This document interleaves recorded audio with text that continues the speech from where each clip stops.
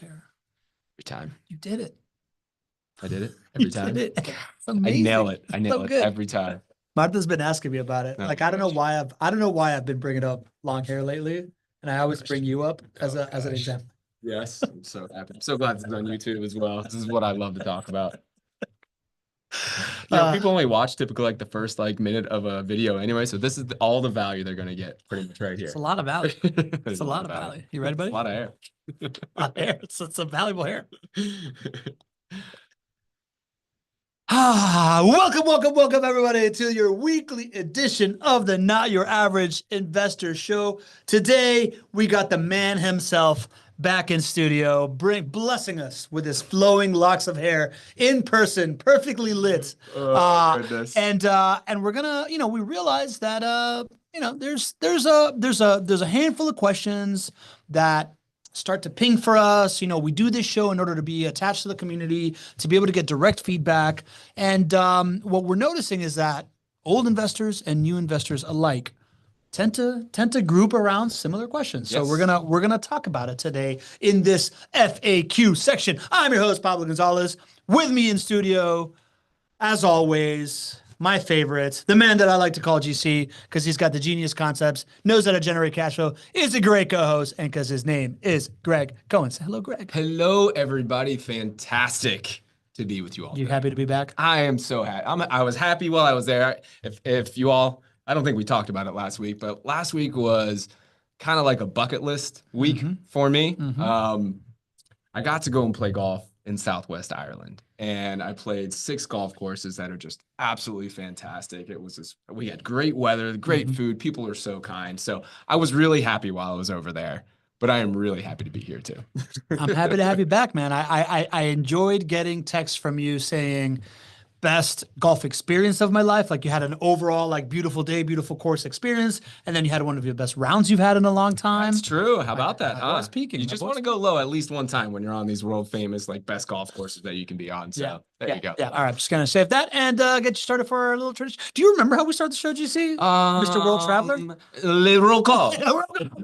And as usual, we got our leadoff hitter batting off first. John Henning. We got Mr. Jeff Pettijohn from Missouri in the house. Jeff. We got the Maven from the mountains of Denver. Ms. Leslie Wilson. Teammate Kate Kitchens in the house. All right. Christopher Lee from Fernandina Beach. As you know. Who else is out here? Oh, we got the top 10 most attended shows from Denver. Misty and Troy Johnson. We've got the Maestro. The Maestro is in the house. John Williams. World famous composer. The Maestro. Went to go and see him in his score at the Jacksonville Symphony. I saw you came away very impressed. Our favorite smile from the Pacific Northwest. Miss Pamela Myers. Wishing us smiles. The man that everybody knows from California. Noah Randari in the house. The Shaw man is in the house. Nadeem Shah. The first family of the Not Your Average Investor Show, the matriarch and patriarch, Ken and Carolyn Melin. We salute you. I don't think Rene de Hombre has a nickname, but let's change that. He's my Cuban. De Hombre, man. My hombre, mi hermano. My hombre. De Hombre. There we go. Mi hermano. I'm gonna call him mi hermano. Okay. Which means my brother in truncated Cuban. Love it. Mi hermano. Rene de Hombre. Rene de Hombre. All right, there we go. Give us a few times. We'll get it down. We got the Rock back in the house. The Rock. The Rock. Can you smell what The Rock is cooking in Rockland, California? Of course, he's cooking up amazing Steeler fans like Lewis Hudnall. In the house. Linda Evans checking in from the Villages right down the street. The Ringmaster's in the house. Andrew Barnhill. Who else we got in here? Susan Parker's back. All right. Good to have you, Susan. David Baird in the house with a howdy. The fairy godmother's here. Ms. Jen Filson. The man from Hotlanta. Eddie Harris.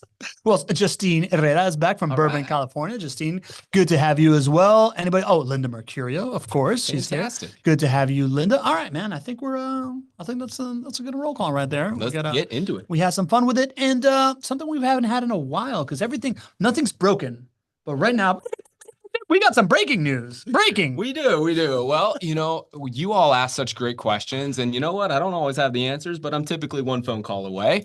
And the first family asked a great question. I think it was maybe 3 or 4 shows ago, and because I was out golfing last show, took a little time to get back to you. But the question was, he was asking, how do most clients purchase? And because we've sold 3,500 or so turnkey rental properties. Yep. We have this great data set. So I wanted to get back to Ken Moline, who asked how people were purchasing their properties. He asked how many people were buying in cash. Buying in cash. There we go. Yeah. Out of all the properties purchased all time with JWB, 19% have been purchased in cash, 70% have used conventional financing, and 11% have used non-recourse financing. So hope that gives you a little bit of color that you were looking for. Interesting. 11% investing in their retirement, 19% buying cash, and 70% using the magic of leverage. There you go. I love that, man. I was just thinking about leverage this morning and how much I like it, and I got questions about it. But I'm not going to derail the host show. You got some other breaking news. I do. See? A little bit of an update. GC has more breaking news. So typically every year or so, we go and we dust off some of the numbers and some of the stats and things that we've accomplished. And we went back and looked at the amount of money that we have borrowed in private lending and then also paid back, including principal and interest. That number, guys, is over $1 billion now. We have borrowed over $1 billion since 2006 from people just like you, friends, families, clients, turned relationships within the community who have become friends, family, clients, and paid over $1 billion back with a 100% success record, including principal and interest, never missed a payment, and super proud of that. There's nothing more that I love. This is the reason why we decided to go down this route with this business, is the ability to earn somebody's trust, receive your money, tell you we're going to do something really good with it, and then pay you back a whole lot more than you gave us. Every time, over $1 billion worth. Those are IOUs. Those are as good as money. That's pretty good. That's pretty good. I know. I'm pretty excited. $1 billion. Yeah. Wow. That's such a massive number. Like, I'm having a hard time wrapping my head around, like, asking for that much money, putting that much money to work, and then 100% paying back what you promised on that money. There you go. It's a lot, man. There you go. Pretty cool. Pretty cool. Do it. All right. So that being said, El Gran Amigo is in the house. Bill Shields. With a buenas tardes desde Duval. Buenas tardes, Bill Shields. Good to have you, my friend. All right. So, GC, let's get into the frequently asked questions of the matter, the facts of the matter. One of the things that we have heard a couple of times, like I think what I told you was like 3 of the last 5 shows, somebody has like shown up in the chat saying, my property has lost value. Like, what the heck is up with this, right? And I always freak out as soon as that happens because I'm a rookie out here. And then I send it to you, and then you figure it out. Yeah. So what are you figuring out? Are people's properties losing value? Well, I love this feedback loop that we have with the show and the community, because every time that we hear about that, either on the show or in our group chat or whatnot, our team always looks into this. And so I'll give you the punchline, though. Every time we look into this, when a client says, hey, has my property lost value, or I think I lost value, here's the punchline. There's bad data. There is bad information that this client is looking at, which is leading to an incorrect conclusion. And so it's really, really important to understand the source of the data. And I mean, are we just talking about people looking at Zillow and saying Zillow told me this, or Redfin or whatever? Or like, is it that simple? Is that? You get what you pay for. If you are using a free service that you can get an instant answer on your home value, you should not trust that. You should not use that to make determinations on how your properties are doing, or if you should go and buy a property, or if you should go and sell a property. I mean, guys, there's a reason that, you have these things called appraisals, and appraisals are costly. Yeah. They cost $500 to maybe $1,000 per appraisal per property. So Zillow and Redfin and all of these free websites are just not there to the place where they can accurately determine your individual property value. And so many people get this information either by themselves, or maybe even some people in the real estate world give it to them. What do you mean? Well, I'll give you kind of an example here. Here's a real world example. There's a client who was concerned that his home value had lost significant value. And the client had owned this home for over 3 years. And I think he thought that the home value had gone down about $20,000. And so I immediately, when I heard that, I was like, something doesn't sound right. But we went and we looked back into this. And here's actually what happened in that situation. The client went to go and do a cash out refinance, which is something we've been talking about on this show. As he went to go and do the cash out refinance, he went and he talked with the lender. The lender, coming from a great place, was trying to give an idea as to whether or not this home should go forward with a cash out refinance, and said, hey, do you want me to look up the value for you rather than doing an appraisal? And so when the lender looked up the value using one of these free websites, the value said that it was $20,000 less than what this client had paid for it. And so because it was coming from a trusted source, a lender, the client said, hey, my JWB property has gone down in value. And of course, when we heard that, we looked into it, had a great opportunity to sit down with this client and understand how this misinformation loop happened, because we don't want that misinformation happening, and really got to the bottom line here. The really cool thing is that JWB provides your property value for you on an annual basis. And it doesn't cost $500 or $1,000. This is a part of your ongoing reporting. In fact, every client, if you're listening to this, you can log into your client ROI report and see what your property value is and see how much home price appreciation you have. And so it allowed for us to be able to have this conversation and kind of correct the misinformation that was out there. But the idea that you can just use these free websites to be able to determine your market, your individual property value, it's just not there, and it leads to these incorrect conclusions. So sometimes it's not even us going into this website, right? Going into Zillow and doing it ourselves. It's like sometimes our own trusted, like the people that are like real estate professionals will take that shortcut and will tell you, and they won't tell you that it was coming from that it was coming from Zillow or whatever. Or? Well, they will. They will. Sometimes. Okay. Right. And it's all, and in this case, it's coming from a great place. The lender is saying, hey, before you go and spend $1,000 on an appraisal, let me just do a quick look for you. And then, he's coming from a great place because he's saying, if I go forward with this appraisal, it's going to cost you $1,000. Yeah. Does a quick look. It's one of these free desktop, appraisal services or whatnot. And, but ultimately it's costly because you get what you pay for. And this led to that client not doing that cash out refinance, led to that client being concerned about the status of his properties in the Jacksonville market. It's very normal. And he has multiple properties. So you can kind of see how this cascades. And this is one example, a recent example, but every time, we sat here and we went through a few of these examples right before the show. Yeah. Every single time it led down a path of misinformation and different information than is readily available on the client's report with JWB. And the great thing about what we do for values for our clients every single year is we actually determine those values. This is not one of those free services. And this is something we started to implement 2 or 3 years ago because it was going to help clients be able to make better determinations on their property. So all that information is available for you as a client.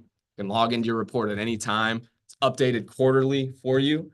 And, and so to get to the original question, if you're a client and you believe that your JWB property has gone down in value, it's probably not the case. I actually went and I looked at our client ROI report, and I looked into over 1,700 clients, every client that we have. And I said, all right, how many clients have negative home price appreciation? You know what that number is? Yeah, I know because we talked about it. Yeah, I know. I kind of teed you up there. The Mayans couldn't share it. 0. Couldn't share it. Couldn't hold that one from you. 0. Yeah. So that's why I want to make sure every JWB client understands this, that your portfolios have all either, if you just bought in the last year, your portfolio might be flat in terms of home price appreciation, but not one single client has negative home price appreciation in our entire portfolio. And guys, we manage over $1 billion of real estate assets. So I want everybody to have confidence there. If you are seeing that your property value went down $20,000, I can almost assure you you're looking at bad data. And that's when you need to reach out to JWB and say, something doesn't sound right. JWB, what do you see? We're going to take you right to your client ROI report. We're going to look and see what your value really is. And then we'll avoid some heartache for you. Got it. We have somebody here, anonymous attendee, is saying they anonymously put in, Pablo, please say thank you to Greg. It was my property. Right. Oh, So it's great. fantastic. Yeah. Yeah. So happy to do it. Thank you for adding the value, right? It brings us this, and you're not alone, right? Like at the end of the day, we've been seeing this ping up and down. So it's really valuable that we have this two-way feedback mechanism so we can get into this stuff. It's what this I'll tell community you is how, about. and we are so thankful that you brought it up. Yeah. Because what it allowed us to do is to go work backwards. And this is how we try to solve every problem. How did we get there? And it allowed us to connect the dots, not just with the client, but with the lender. With the lender. And we said, hey, when this comes up in the future, make sure you are talking to JWB about what the value is, because he was coming from a great place. We can supply the value. He didn't even know that we prepared this every single time for clients. We can end up saving the client money. And then, of course, the cash out refinance can go through, assuming that's the right thing for the client. So a very big win, and so appreciative for this feedback loop. Awesome. Jeffrey Wonder saying he had a similar experience. Thank you for addressing this topic. So yeah, see, this is what we know. When one person has a question, many people do. That's why this FAQ show is something we're probably going to do every quarter. I think it's really, really valuable. Drew Barnhill, Ringmaster, says, when people hear that Jack's property values are down, you must remember that real estate is local, often by neighborhood. If you drill down into Jack's data, the properties losing values are primarily at the beaches and typical Airbnb properties. These properties skyrocketed in value in the STR boom, short-term rental boom, but are now losing value as the short-term rental market has become oversaturated and is very soft now. If you look at the neighborhoods we are involved in, there has been no depreciation. Greg, does that hold water to what you're seeing? There's a lot there's a lot there, and there's so many great points there. So let's talk about a couple of things. The fact that there's no national real estate market, and when you're looking at an individual MSA and you're looking at how much has my city or my MSA appreciated, that is full of individual neighborhoods, just like Ringmaster is talking about right there. And you have some neighborhoods, they have gone way up, and you do have some neighborhoods that go down. And this happens every single year. So again, you have to look, you have to have boots on the ground who understand this. You have to have real-time data that is trustworthy, that is data-based. And you just can't make blanket statements.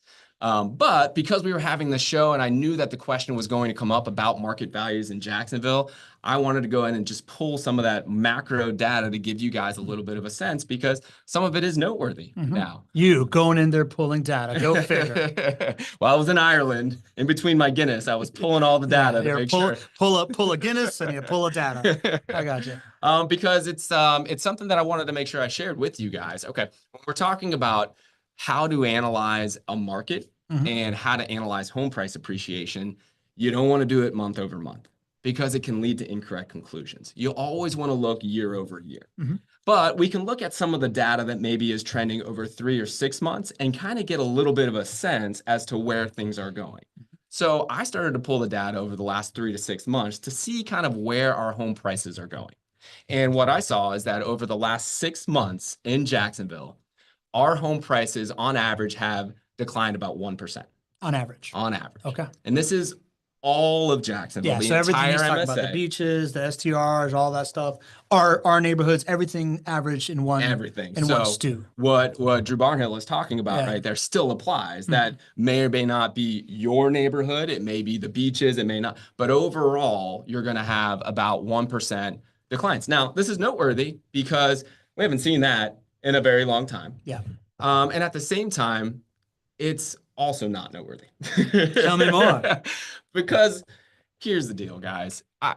For 5 years now, I've had the opportunity to sit here and chat with you, and you guys have seen a lot in the real estate market. And one of the things I have always said is that short-term pricing is the least most important part of the equation here. And I'm talking about short-term pricing, meaning like what's happening over the next 3 years, 4 years, right?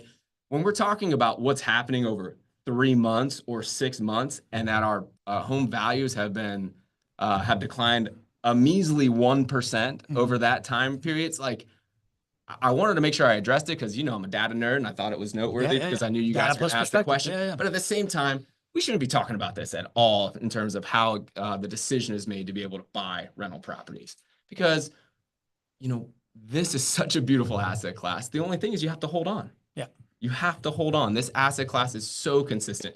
It is so rare for home values to go down. I don't know if they're going to continue to be 1% decline this year. They easily could go back up.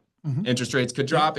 This could be a non-story. But what I know is that if you just buy and you hold this asset class for a minimum, just bare minimum of 5 years, I am really, really confident that your home values are going to be a lot higher 5 years from now than they are today. And I really don't care what happens in 3 month, 6 month, year increments. It just really doesn't matter. So I did want to share that with all of you. But if I can ask you guys to just not really kind of like take that and run with that and take a very small data point and somehow change the equation of why this is such a great investment, that would be my ask for the community. But yeah, this is the first time that we've seen over a 6-month span that home values have actually gone down a little bit in Jacksonville. Interesting. It brings me back to last week's show. I think, again, these are conversations we're having in the chat. It's the reason why we bring up the FAQ. Somebody put in the chat that they saw that their home had decreased in value, and Renee, who has built, over, I was just writing the newsletter about her thing, right? She has over $1 million in returns over 7 years and building this portfolio. She's like, you don't look at it in the short run, right? Like, you're looking at it for the outcome that you're trying to build, right? So like, essentially what you're saying is the same thing she was saying last week. This is a blip in a moment in time. Everybody here is a buy and hold rental property investor. At least that's what we're here to like talk about, learn, and understand. We're not flippers. Right. So however much it's like happening in like under a year doesn't really affect us. It makes me think of your story of having bought everything in 2006. And while the world was melting down, you just kind of like looking at your balance, like at your P&L and thinking, it's not that bad for me. Like, I'm not planning on selling this anytime soon. This continues to return for me. And we've done plenty of shows about like the overall return of that portfolio. Yeah. And that was a time where home values actually declined about 10% in a year, year over year. Yeah. And that was a time where foreclosures were 40% of all homes that sold. And that was a time where there was negative equity in almost every property. The complete reversal of where we are today. So, guys, this is a time just to stick to the fundamentals of this asset class. To note that, I mean, does a 1% drop really mean anything to anybody? Like a potential 1% drop over 6 months, like it really shouldn't even touch the radar, right? I mean, so at the end of the day, understand that this asset class is built on these solid, consistent fundamentals. I mean, look at everything that has been thrown at this asset class. Yeah. High interest rates. Yeah. Right. We've had very negative perception of people calling for a crash for years after years after years. Yeah. Never happened. And this asset class continues to have a very high floor. So let's keep our wits about us. The end of the day, if I'm reading between the lines, what you're saying is like, yes, there may be a 1% dip right now of the last 6 months. It's not a crash that's coming. We've just literally been in the eye of the storm for a year and a half of high interest rates, tariff stuff, like all these different things have been happening. And still we are here at like a 1% seasonal drop kind of thing. And we got to think about what's on the other side of these high interest rates. We talked a lot about in the Q1 market update about how demand, the number of home sales, is lower this year, significantly lower. Well, it's just very easy to see that's correlated with high interest rates. So you've got people who want to buy houses that are hearing and convincing themselves that it's not a good time to buy, and they're sitting on the sidelines. Well, they still need to buy a house. Pent-up demand. And they still want to buy a house. So what's on the other side of these high interest rates is lower interest rates, and you're going to open up the floodgates of demand.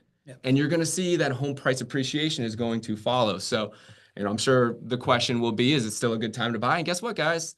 Yes, it's still a great time to buy. Your interest rates are eventually going to come down at some point. So if you don't like how high they are right now, you just refinance them. And buying before that demand is released is the big opportunity right now. Got it. And Renee's chiming in. Pablo and Greg are right. Short-term fluctuations in value are meaningless. At any point in time, the data points will vary based on recent sales data. What really matters is the long-term trend for the market area. Have you watched that show from last week, GC? I haven't yet. Oh, man, you're going to love it. Yeah, I can't wait. It's really, really good. Yeah, I remember working with Renee back in the day, so I'm so excited to see her on the show. It was a good one. She crushed it. All right, so real quick, Ken Moline, patriarch of the first family, says, so our homes values in the client ROI report more realistic than the readily available internet values? It's a big yes. Great question. Yes, like very realistic. Our CEO, Adam Eisman, overviews every single one of these values because it is so important to give you accurate information. So it is actual people on my team with decades of experience, specifically in your neighborhoods I mean, guys, we sell about 400 homes a year and they're all right in the same neighborhood. So, so much more realistic, on point. Data. Yeah. You know what I call that? What's that? Data plus perspective. There we go. You ever heard of that term? I have. I feel it. Mike Foster's asking, what process does JWB use to determine property values? It's, so, I mean, you got to understand that so much of what we do is in the same location. So it's very easy to determine property values by sitting in our office. So we do this for, roughly 3,500 homes. And we do this in the first quarter of every year. It is a significant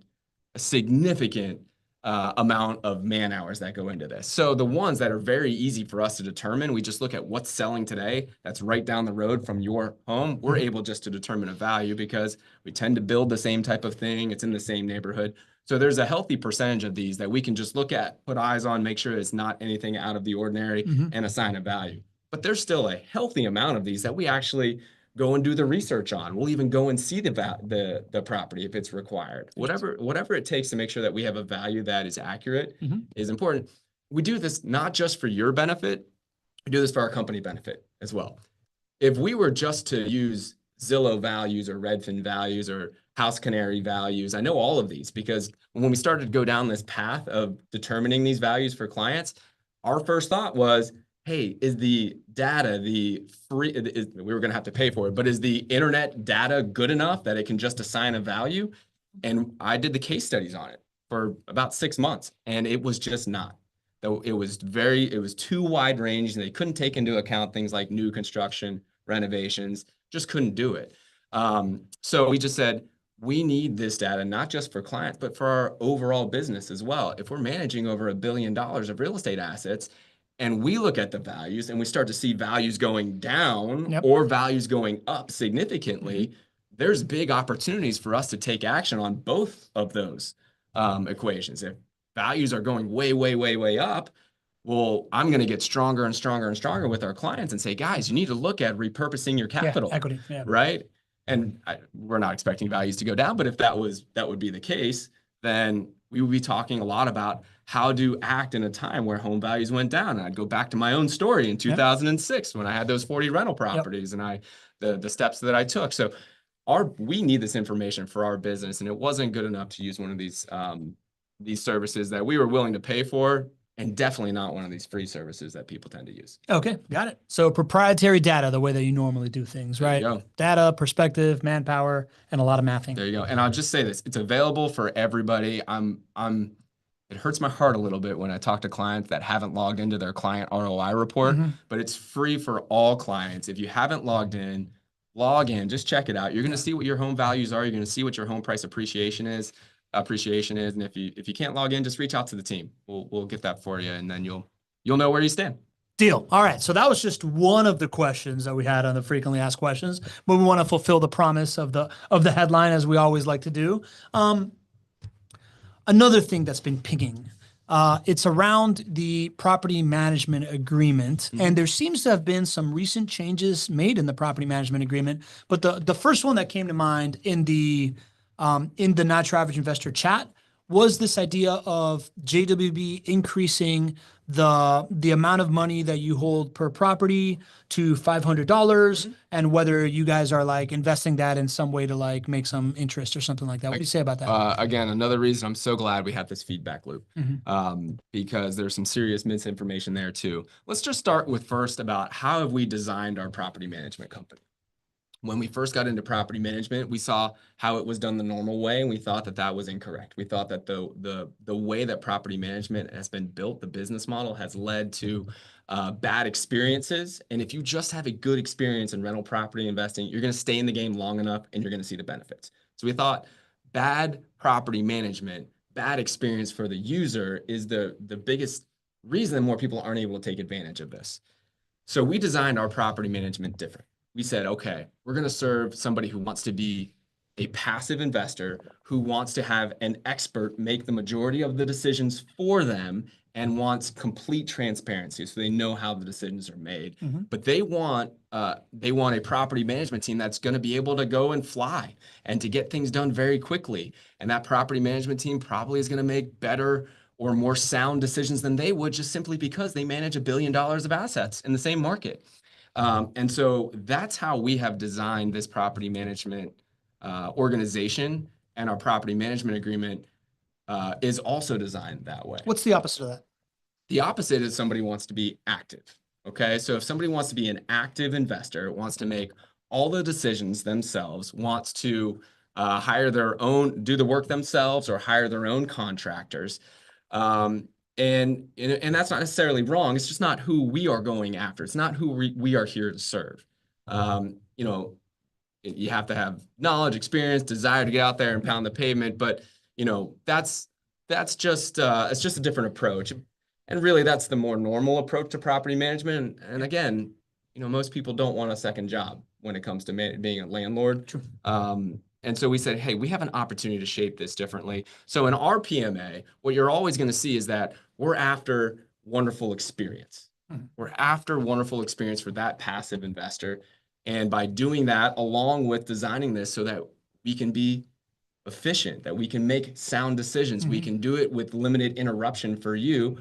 And that way we can drive your returns higher. Got it. And so you're painting the picture of a property management agreement that's designed as a passive experience led by expertise. yes. What does that have to do with $500 a property, Greg? Well, so, okay.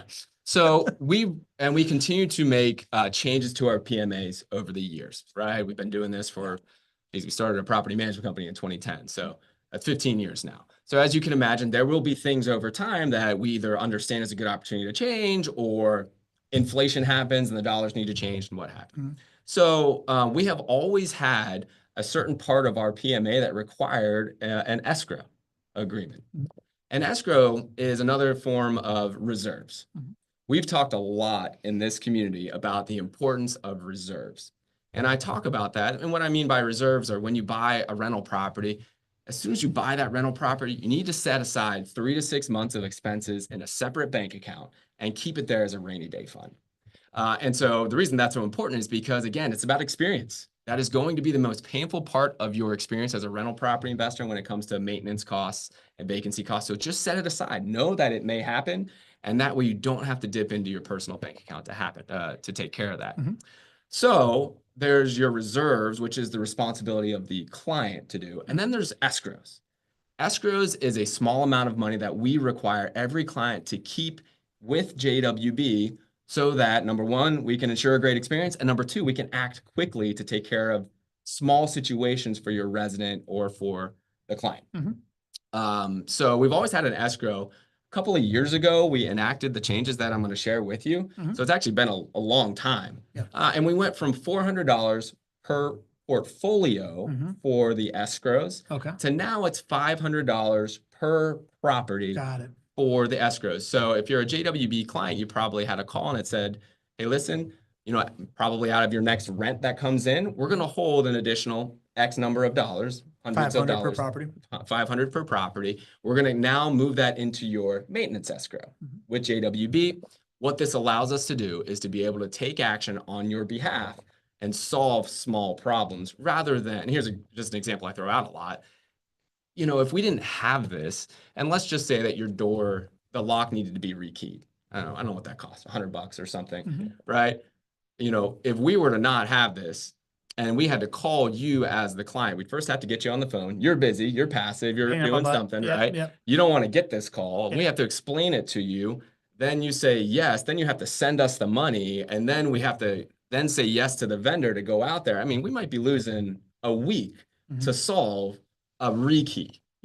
And what people may or may not understand is that it's every day of vacancy is costly. It might cost you 50 to 75 bucks a vacancy cost every day your property sits. And not even vacancy, like unhappy resident that may not renew, which leads to vacancy. There you go. Right? Either one of those. Yeah. Right. One of those. Yeah. And there's just so many steps along the way. So it was $400 per portfolio. Inflation and honestly, just trying to get closer and closer to helping clients give an adequate amount of reserves. Yeah. We thought a nice stepping stone would be 500 per property. So that's the only change. We went from 400 per portfolio to 500 per property. And we have the ability, just before we had an amount that we were able to act on your behalf.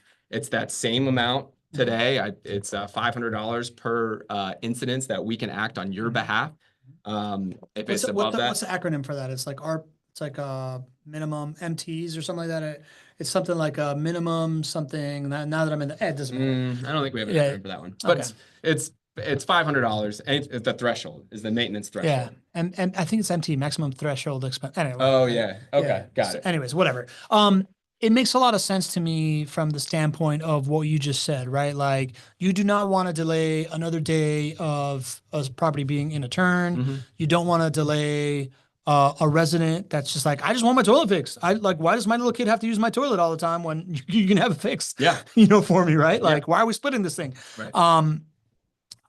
For me, it brings me back to the many conversations you and I have had pre-sunrise on our runs when you're just like, what burns people out in this asset class is when they have to like reach into their own wallet to pay for something. It now creates all this chaos around something that in every other asset class, things might go up or down 20%, 25%, and they happen to do it like once a year or something like that. Right. And they don't even bat an eye because it's just like, it doesn't require them to move, right? So like what I hear in this ability of like, okay, cool, let's just pull this escrow out and have this available so that I'm not asking you to like transfer money or think about something or interrupt your day or like have to pull out of your bank account. To me, it's like, it's the experience piece. It's that idea of like, no, this stuff is just happening in the background. If I check in on this thing every year or so, everything looks good overall. I'm not having these moments where like I gotta like question myself unnecessarily and just kind of like taking that piece of the psychology out of it that makes it way better. I think you're 100% right. And to me, it's such an easy problem to solve. Yeah. If you just have people put money aside for the ifs and whens maintenance happens, that they don't have to reach into their pocket, they're going to be happier. They'll really, and you can talk to your friends or those who own real estate. How many of them that have held on to real estate for 10 years or 20 years look back and say, that was a bad investment? I mean, it just doesn't happen, because this is such a consistent asset class. So I think it's so simple to solve, but again, and I'll even share this with our own clients, most of you do not have 3 to 6 months of expenses set aside in a bank account, no matter how much my team and I try to advise you to do it. And I know it because when something doesn't go right and we have the conversation, where's that reserve bank account? It's not there.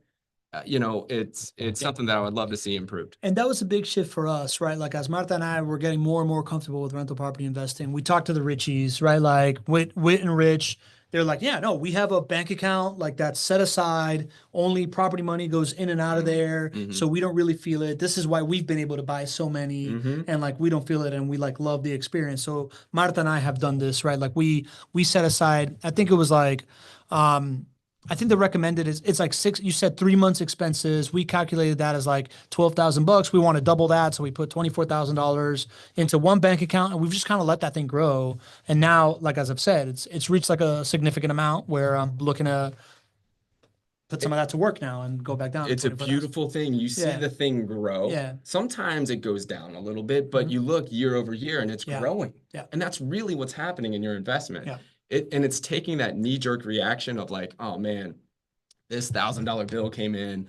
I wasn't planning that, and the anger that's associated with it, take it right off the table. Yeah. You already planned for it. Something else that, I try to relate something that we all do already and are comfortable with to like this idea of putting maintenance escrows. When you have a loan, more often than not, the lender requires you to escrow your property taxes and to escrow your insurance costs. When you go to the closing table, the reason your closing costs are what they are, some of that is they are forcing you to escrow this. So you are forced to either put this in up front and then you're forced to make a monthly payment in addition to what your principal and interest is. So, and we are all okay with that. And we're not earning interest off of that, right? we just understand that we don't want to get thousands of dollars of taxes and insurance costs put on us at the last second. The bank knows that too. So we are all okay with that for our loans that are escrowed. But when it comes to maintenance costs, it's really hard to get clients to buy into that. Usually what happens is they might have a negative experience.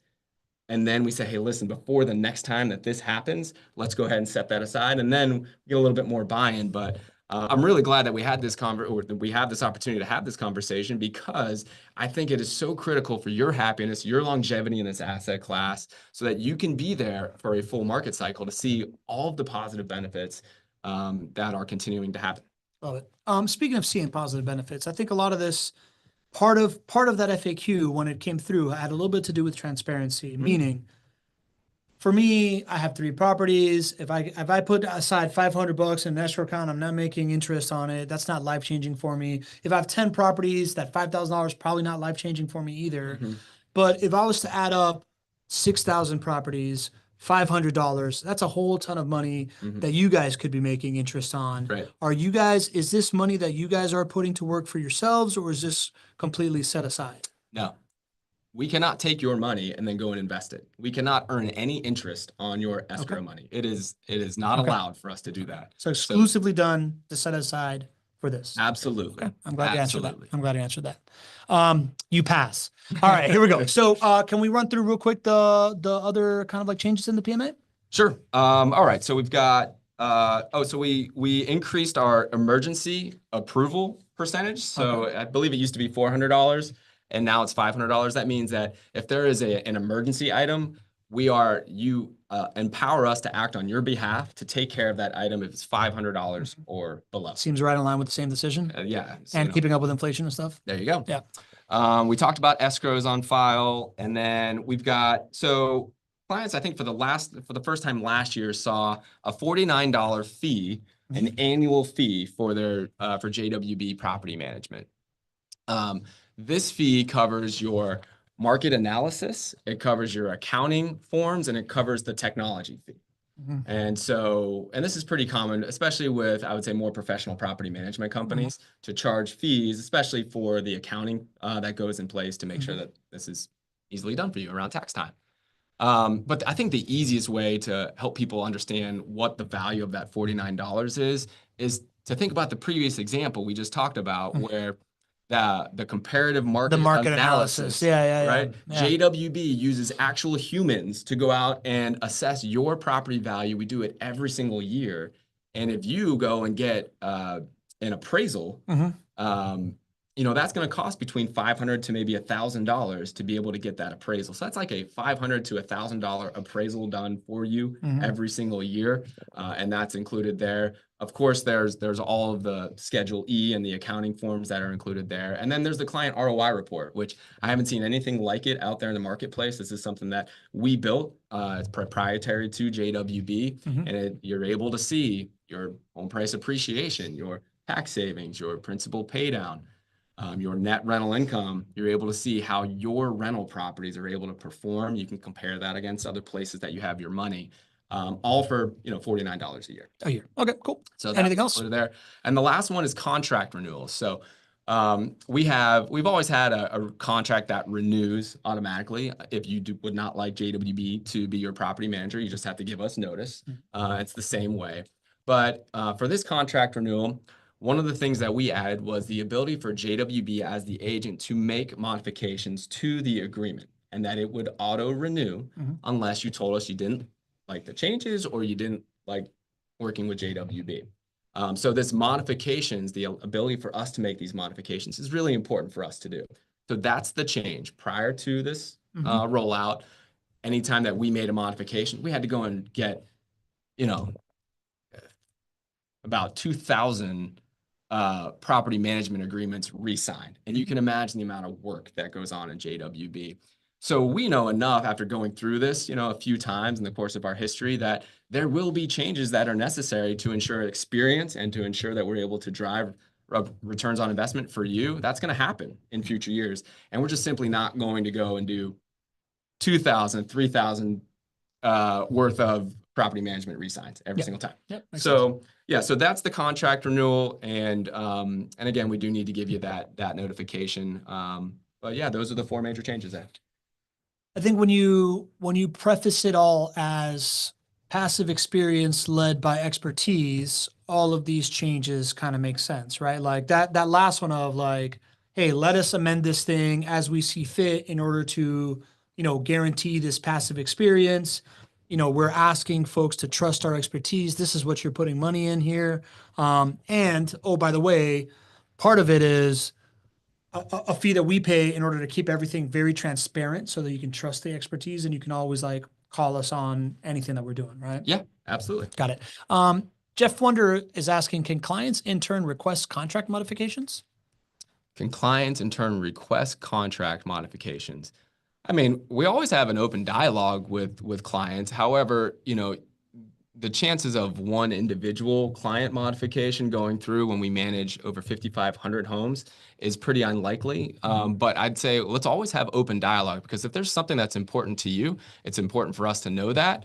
If we started to see significant amount of these requests coming in, then we'd certainly be open to making some modifications. It's just not something, and sometimes we hear this when folks are buying a property right off the bat. We might not have the trust built up yet. Yep. And we share the property management agreement, and they may say, well, you know what, I want to move forward, but I got to strike this from the property management agreement. And, our response to that is, I'm sorry, but we're just not able to do that. If we were to make one different modification for one individual property management agreement, it would lead to nightmares as far as our ability to deliver great service. Yeah. Right. So that's not possible. But if there's something that's important to you as a client, share it with us. And if we start to see some trends and we can understand how it's important to you, we're always going to keep our eyes and our ears open, just like you've kind of seen with this show, right? Everything we take from the show, we bring it back, we understand it, sort it out, see what we need to do to make sure that the clients are understanding exactly where they are. And yeah, so that's how we would handle that one. I like it. All right. 2 other quick questions here. Jeff, also from Jeff. Is it normal for Florida insurance companies to mandate a minimum amount required for hazard insurance? Is that a get back to you one? Yeah, let me get back to you on that one. Insurance isn't always my expertise, but you know what? Like we were talking about them, one phone call away. Got it. And then Mike Foster is saying, is there an auto notification to clients when the PMA is modified? So Yes. you make it, everybody gets notified, right? Everybody must be notified. And I believe we have to give you at least 30 days notice before it goes into place. I'm not 100% sure on the number of days, but there is a significant notification period. So at the end of the day, if you don't like what we would modify, you simply let us know. Yep. And then, you're not bound by it. If you would decide to change management companies, we would certainly be sorry about that, but you're not bound by it. You're notified, and allows us to be great for you. Cool. Priscilla, of course, was asking, what about rents? How are rents doing? Priscilla, we just did a full show on rents 2 weeks ago, and this week's newsletter is the summary of that show. So keep an eye on your emails for the summary of that. If not, you can go to our YouTube channel. 2 shows ago was all about how rents are doing right now. Okay, so let's get into the other FAQs real quick. This one pops up every once in a while, right? Like, why can't I choose my own lender, GC? I got a lender. I want to use my lender. Yeah, I understand where the question is coming from, but at the end of the day, there is so much that has to go right for you to get to the closing table. And a lot of that is determined by where the money comes from, which is the lender. And so many, many, many years ago, JWB mandated that clients would have to close with a lender in our approved network. And that was one of the best decisions we made as a company. Because you get a lot of referral fees? Oh, absolutely not. Absolutely not. Thank you for teeing me up there. Let's preface this by letting everybody know that JWB does not get 1 cent of referral fees for referring you to the lender in our network. Got it. And guys, we get offered thousands of dollars to do this every single year. I referred a mortgage broker one time. I think I got like $1,500. Like this was like back in the day. I would imagine that you guys across the 400 properties you sell would be $500,000 to $1 million a year that you're turning down with this. We do this. We know those numbers. We choose to say no to receiving those referral fees, even though that's something we could accept. And it's because it's so important for your experience and for JWB overall to ensure that it will get to the closing table, that we're going to pass up $500,000 or $1 million or whatever those fees could be. It's that important for us and for you. So there's so much that has to go right. There's 1,000 examples that we've had over the years. Can you give me one? Can you give me Yeah. like one of like, this is why you don't use an unapproved lender? Yes. Yes. So I'll give you something that's actually more recent. Okay. We had a client that, um, uh, buying a home is a repeat client, so buying another home. And that client was set up with the lender in our network. At some point along the way, the client decided to also go with a lender of his own choosing. And we didn't know this, and we were very surprised. And that lender of his own choosing did a 30-day rate lock on it. Now, we don't do 30-day rate locks because it's hard to ensure. We want to close in 30 days, but we do 60 days because you never want to get to the point where it's going to be day 31 and the client loses their rate, especially in such a rate-sensitive environment. Yeah. So the client used a different lender unbeknownst to us. And once we figured out what was actually happening, guess what? It didn't close in 30 days. And that client had to incur additional fees because it was using a lender outside of the JWB network, which we never would have done. Sounds like a bad experience. Right off the bat, yeah. And so it led to a negative experience in, losing the rate lock and the interest rate being higher than what the client wanted. And the source of this is using somebody outside the JWB network. So again, it's something that we care deeply about. It's not a financial incentive for us. We receive $0 in referral fees for it, but it's to ensure your experience. And guys, it's a whole lot more than rate. And we do our very best. We have wonderful lenders. They understand how important the JWB business is. So we get very, very low rates for you, but they also maintain that standard of customer service. And they understand our model so well. So like the example of a 30-day rate lock versus a 60-day rate lock, we will have seen that thousands of times before it gets to you. We will be able to guide that lender. That lender would guide you, and we would say, okay, we're going to do a 60-day lock because the risk reward of doing a 30-day lock is not worth it. And so, yeah, so things like that happen. There's 1,000 things that have to go right for a loan to get to the closing table.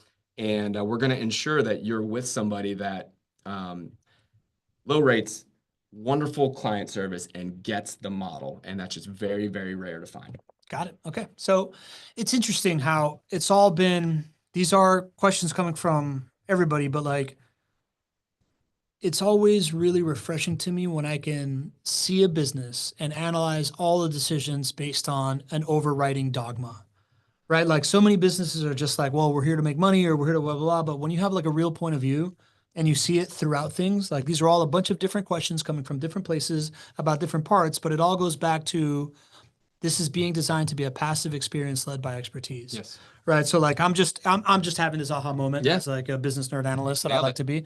But that's really cool. We've got one more FAQ that we're going to get to, but we got a couple ones popping in here in the Q&A. So let's see if we can get through this real quick.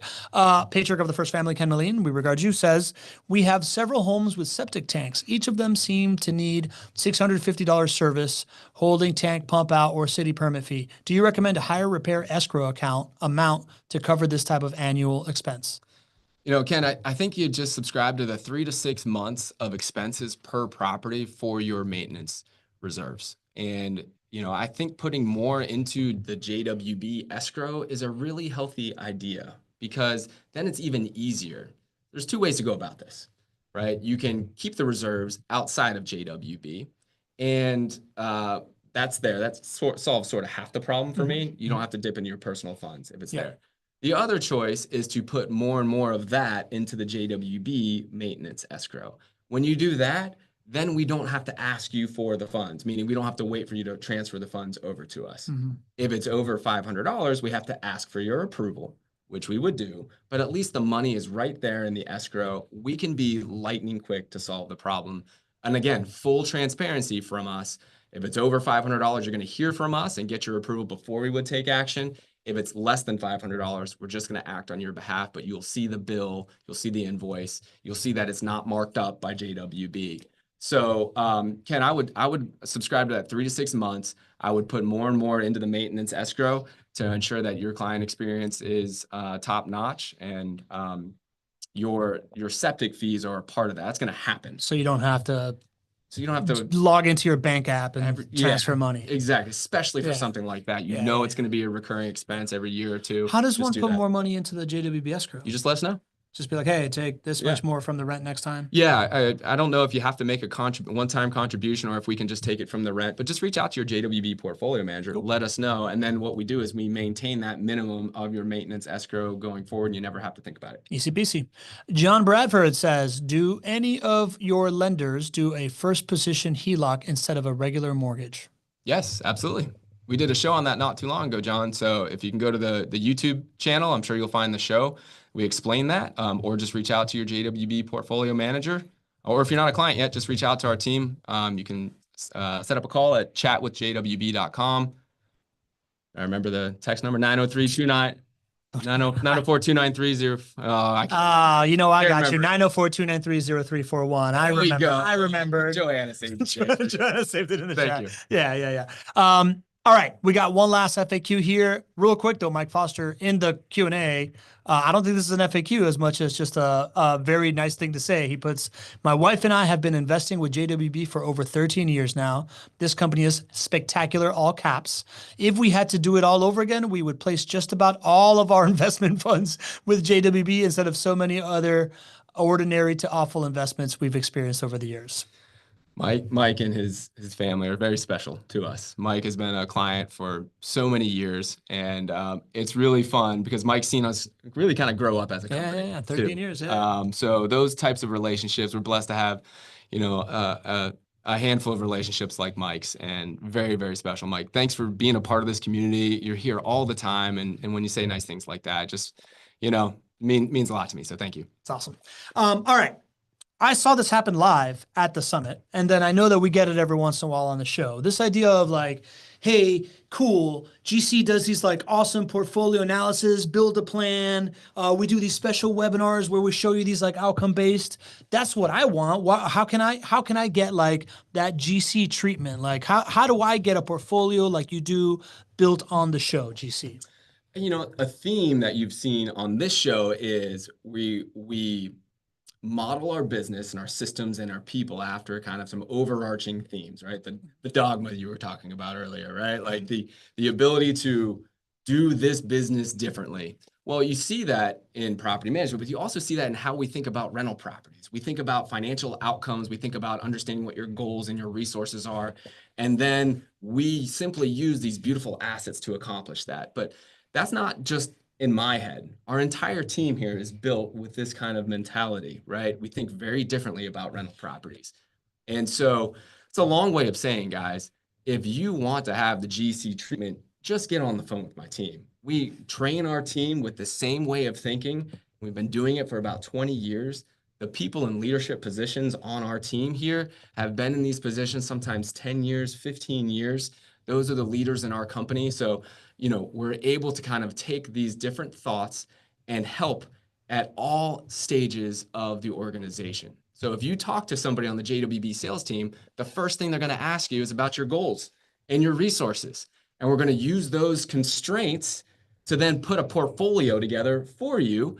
And we're going to show you how many properties you're going to need to buy. We're going to give you clarity on how much money you're going to need to put out in order to accomplish this. We're going to help you pay down those loans so you can get to your financial goal quicker. So it's not just the GC treatment. It is at every step along the way, especially on our sales and our client service teams. So if this is what you're seeking, just pick up the phone, and we get to have that awesome, and we get to have a series of awesome conversations, build what we believe to be an awesome relationship with you. So just reach out. You got it. Totally normal question. People ask it all the time. Yep. Right. Wasn't just talking to you, LinkedIn Lowry. Last question coming in here from El Maestro. Yep. I was asked to supply a credit card for a file as a backup. Is that used for emergency maintenance? Yes. I believe it's used for emergency maintenance. And then there are other things that, it's just pretty common to have a credit card as a backup. You never know what's going down or things that may happen. So, you've got your rental income, which can be used to take care of any maintenance items. Then you have your reserves or your escrow on account. So we're going to ask for a credit card as well. All right. Sounds good. Passive experience led by expertise. I think we should put that somewhere. Okay. Like on a t-shirt, top of the website. That's a lot of Maybe words. get some tats, some matching tats. I think you're going to have to shorten that. Matching tats. All right, sweet. I like that. Okay. Took you a minute. Took you a minute. No, I was thinking of shortening it. Right. I was thinking like right here over the belly button, like Tupac. Okay, you've really thought about this, huh? Passive life. Okay, that passive life. All right, fantastic. I love it. Sign me up. You like that? All right. All right. He said it on camera, everybody. We're doing this.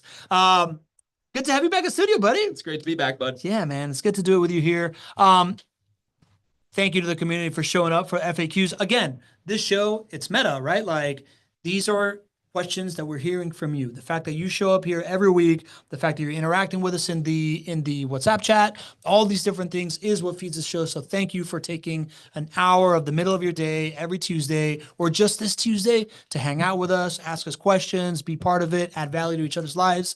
This is what makes this thing a lot of fun and really special to all of us. Next week, GC, do you know what we're talking about? I bet you don't. I bet you don't. You still got the Ireland brain. Yeah, I know. But you've had other travels recently. And those travels for you have also highlighted a couple of things about what makes cities boom. And I've had some other travels recently. Yes, we have. DC's been to Austin recently. I've been to Tampa recently. We're seeing the after picture right now of like what makes these property values skyrocket. And we both have our own takeaways from downtown Austin, downtown Tampa, and what's happening in Jacksonville. We're going to jam on this next week. I think it's going to be a lot of fun. Can't wait, man. I was on these downtown walking tours in Austin, and I was texting him all of my notes that I was taking. Oh yeah. Oh man, that was a GC experiment. Yeah, experience right there. The walking tour guide was happy and not happy with me at the same time. I can imagine. Oh, speaking of which, building portfolios out. We've got a special webinar on Thursday. Yeah. Yeah. You want to tell people? Yes. So we're going to be doing this as a part of our continuing education series with the Fortune Builders community, which is so near and dear to us. So on Thursday, we're actually going to be doing a live property demo. So that question that we've been hearing about how do I get a portfolio built for me?